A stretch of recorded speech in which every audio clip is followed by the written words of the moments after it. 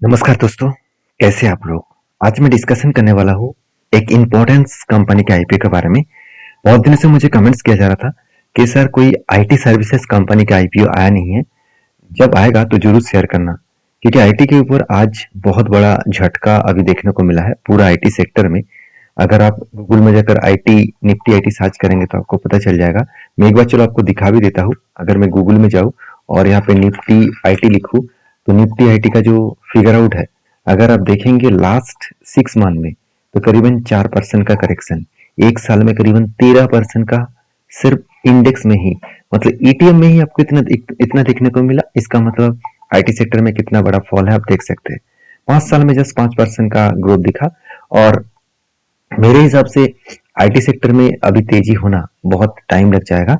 तो उस टाइम और पीरियड में कोई भी आईटी कंपनी से अगर आईपीओ लेके आए तो उसके झटका भी लग सकते हैं। तो ये एक आईटी सर्विसेज कंपनी है। कंपनी बिजनेस क्या करते हैं पूरे डिटेल्स में बताऊंगा। उससे पहले कंपनी का कुछ डेटा पॉइंट्स देख लीजिए। देखिए कंपनी बता रहा है कि लॉयल्टी जो मेंबर्स है इसका, मतलब इसका जो अभी करेंटली लॉयल्टी मेंबर्स है 1.2 बिलियन मेंबर्स है। ब्रांड 390 से भी ज्यादा ब्रांड्स को चलाते हैं। लॉयल्टी प्रोग्राम 100 से भी ज्यादा लॉयल्टी प्रोग्राम चला चुके हैं। और देखा जाए तो एनुअल जो ट्रांजेक्शन है 1.95 बिलियन टोटल ट्रांजेक्शन हुआ है। सिस्टम अपडेट के हिसाब से 100% सिस्टम अपडेट होता है। 60% इम्प्रूवमेंट कस्टमर रिएक्शन कंपनी करते हैं और 50% कस्टमर सेटिस्फेक्शन के ऊपर काम करते हैं। तो देखिए ये बात देखकर बहुत सारे लोगों को इतना समझ में नहीं आएगा कि कंपनी एक्चुअली बिजनेस करता क्या है। तो चलो अभी उसके ऊपर ही चर्चा कर लेते हैं। तो बेसिकली कंपनी के जो बिजनेस मॉडल्स है, अगर उसके बारे में चर्चा करूँ तो मुझे अबाउट सेक्शन में जाना होगा। देखिए capillary technologies India limited is leading India software as a services, जिसको एस ए एस सैस कहा जाता है। Company that specialize in customer loyalty and engagement solutions and साथ ही साथ फाउंडेड इन 2008। एंड आप देख सकते हैं हेडक्वार्टर्ड इन बेंगलुरु, मतलब कंपनी बेसिकली जो काम करते हैं वो कस्टमर लॉयल्टी एंड सर्विसेज के ऊपर और सॉफ्टवेयर सर्विसेज के ऊपर काम करते हैं। तो इस कंपनी 2008 में स्टार्ट हुआ, तो अराउंड आप बोल सकते हैं करीबन करीबन 18 साल, ऑलमोस्ट 17-18 साल हो चुके हैं। तो कंपनी का जो बिजनेस है लॉयल्टी मैनेजमेंट सॉल्यूशंस। तो लॉयल्टी मैनेजमेंट सॉल्यूशंस में कौन सा सेक्टर में कंपनी काम करते हैं। देखिए कैपिलरी जो प्रोवाइड्स मतलब स्केलेबल है, वो कस्टमाइज कर चुके हैं loyalty programs for enterprises across industries like retail sector, FMCG sector and hospitality. इस तीनों सेक्टर में कंपनी काम कर रहा है। साथ ही साथ customer management and marketing automations. तो कस्टमर मैनेजमेंट ऑटोमेशंस मतलब जैसे एसएमएस हो गया, ईमेल हो गया, पुश नोटिफिकेशन हो गया और भी अदर्स। अभी पुश नोटिफिकेशन क्या है, देखिए बहुत सारे ईमेल्स, बहुत सारे अलग अलग मैसेज हम लोगों को फोन में आते हैं तो उसको पुश नोटिफिकेशन कहा जाता है। एआई एनालिटिक्स, तो एआई एनालिटिक्स के हिसाब से देयर टूल मतलब लिवरेज एआई एंड आप देख सकते हैं machine learning to deliver real time customer logistic. तो इस तरीके से कुछ डेटा देखने को मिला। साथ ही साथ आप देख सकते हैं ओमनी चैनल्स आर मतलब सीआरएम। साथ ही साथ क्लाइंट्स एंड ग्लोबल रीच। तो कंपनी इस तरीके से कैटेगरीज के ऊपर काम कर रहा है। तो साथ ही साथ लाइक टाटा डोकोमोज इस तरीके से टेलीकॉम सेक्टर के ऊपर भी काम कर रहे हैं। तो कंपनी के बिजनेस मॉडल्स आपको समझ में आ चुके हैं। अभी इस कंपनी के फाइनेंशियल डिटेल्स के बारे में चर्चा करूंगा। देखिए इस साल में कंपनी करंट 2025 में बता रहा है कि 14% सेल्स इंक्रीज हुआ और प्रॉफिट ग्रोथ करीबन 121% का प्रॉफिट ग्रोथ इंक्रीज हुआ। इस दो बात को देखकर अगर किसी लोग को लग रहा होगा कि कंपनी बहुत बढ़िया काम कर रहा है, मेरे हिसाब से बिल्कुल नहीं। मैं ऐसी बात क्यों बता रहा हूँ, अभी आपको मैं प्रूव करके दिखाऊंगा। सबसे पहले देखिए कंपनी का एसेट जो 2023 में 466 करोड़ के आसपास था और 2024 में 471 करोड़ था और 2025 में करीबन 838 करोड़ के आसपास बने।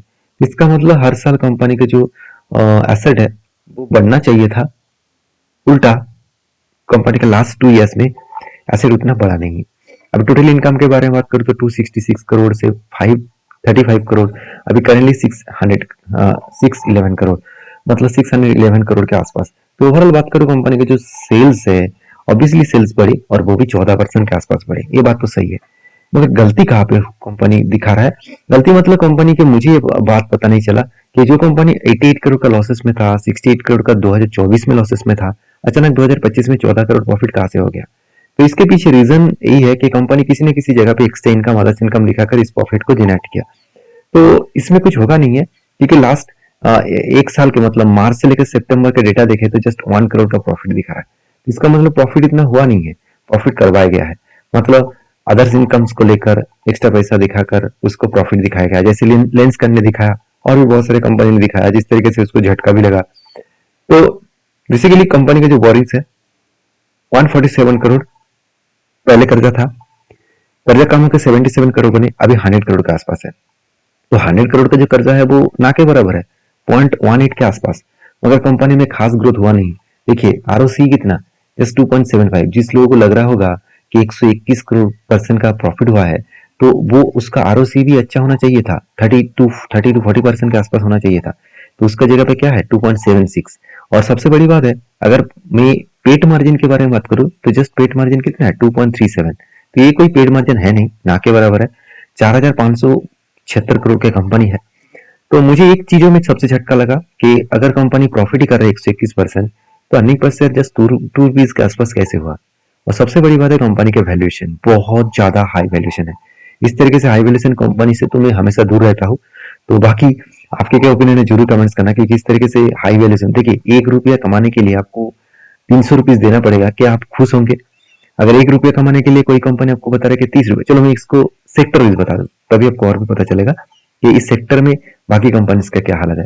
देखिए सेक्टर में और भी कंपनीज है, जैसे आप देखेंगे तो यहाँ पे मतलब सेल्सफोर्स आईएनसी लिमिटेड, साथ ही साथ एडोबी आईएनसी, साथ ही साथ हबस्पॉट, साथ ही साथ ब्रिज आईएनसी। तो इस तरीके से कुछ कंपनीज है, जिस कंपनी के सारे कंपनीज का अर्निंग पर शेयर देखिए कितना तगड़ा है।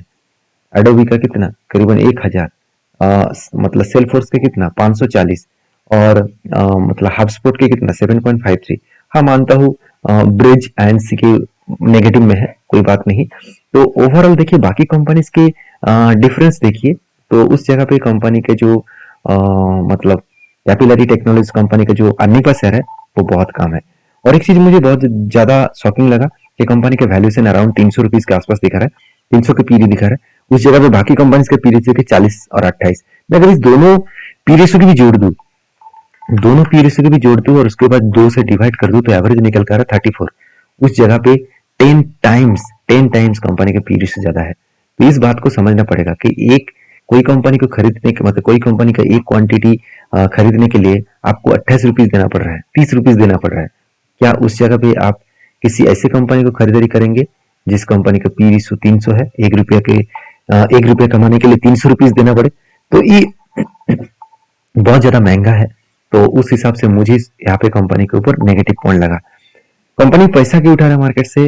कंपनी बता रही है कि क्लाउड इंफ्रास्ट्रक्चर के लिए कंपनी कॉस्टिंग के लिए 120 करोड़ उठाएंगे। Investment research and designing development के लिए कंपनी 150 करोड़ उठाने वाला है। साथ ही साथ investment purchase of computer systems, new computer system खरीदने के लिए 10 करोड़ यूज करेगा। तो ओवरऑल कंपनी बिजनेस के ऊपर जो इन्वेस्ट करेगा वो कितना है, करीबन 345 करोड़। तो ये बात तो अच्छा लगा, मगर कंपनी टोटल इशू लेके आ रहा है 8 मतलब 877 करोड़। तो बाकी पैसा कहाँ पे जाएगा? बाकी पैसा है ऑफर फर्स्ट सेल। तो सोचिए जो कंपनी लॉस मेकिंग कंपनी है, उस कंपनी को प्रॉफिट दिखाया गया सिर्फ के सिर्फ रिटेल पब्लिक को फंसाने के लिए। मेरे हिसाब से रिटेल पब्लिक को फंसाने के लिए ही है, क्योंकि जो कंपनी में अभी तक उतना खास परफॉर्मेंस हुआ नहीं है, उस कंपनी के प्रोमोटर खुद की जेब भर रहा है, बिजनेस के ऊपर ज्यादा पैसे तो इन्वेस्ट नहीं कर रहा है। दूसरी बात लॉस मेकिंग कंपनी को प्रॉफिट दिखाया है। तो इस तरीके से कंपनी से संभल कर सारी चीजों को स्टडी करके काम करिएगा। मेरा ओपिनियन क्या है मैं लास्ट में बताऊंगा, उससे पहले देख लीजिए कंपनी का प्राइस में रखा गया है 549 से लेकर 577, वो भी 2 के फेस वैल्यू के हिसाब से। तो सोचिए अगर मैं 10 का फेस वैल्यू के हिसाब से पकड़ता तो करीबन 5,000 के ऊपर इसका प्राइस होता। तो ओवरऑल बात करूँ तो कंपनी बहुत हाई वैल्यूएशन चार्जेस ले रहा है, तो बहुत हाई वैल्यूएशन मांग रहा है। तो इस हाई वैल्यूएशन के चक्कर में मत पड़ना। तो फिर भी देखिए यहाँ पे 14 तारीख आईपीओ ओपनिंग होगा, 18 तारीख इसका क्लोजिंग डेट है, 19 तारीख आपको पता चलेगा कि आपको आईपीओ मिला कि नहीं मिला। और 20 तारीख आपको पैसा वापस किया जाएगा अगर आपको आईपीओ नहीं मिला।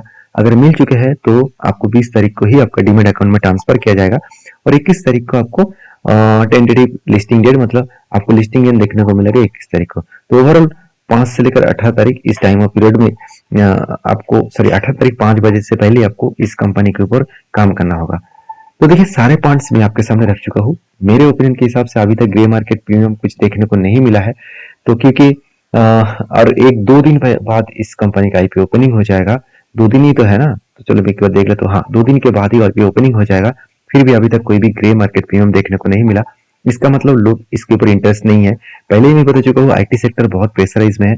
उस जगह पे आईटी सर्विसेज और एक कंपनी आईपीओ लेकर आए, इसके ऊपर झटका तो लगने वाला है, मुझे लग रहा है। तो बाकी आपके क्या ओपिनियन है जरूर कमेंट्स करना। मेरे ओपिनियन के हिसाब से मुझे इस कंपनी के ऊपर काम नहीं करना है। बाकी आपकी क्या राय है जरूर कमेंट्स करना। हाँ, एक बार मैं लास्ट दिन मतलब इसका लास्ट डे में आईपीओ का लास्ट डे जब इसका अप्लाई करने का दिन रहेगा, उस दिन मैं एक बार वीडियो आपके साथ शेयर करूंगा। इसीलिए शेयर करूंगा क्योंकि आपको भी पता चलना चाहिए कि उस दिन इस कंपनी के ऊपर टोटल सब्सक्रिप्शन कितना हुआ है और गे मार्केट प्रीमियम कितना दिख रहा है। बाकी आपके राय क्या है जरूर कमेंट्स करना। आप समझदार है, समझदारी से काम करिए। मिलते नेक्स्ट वीडियो में, तब तक के लिए धन्यवाद।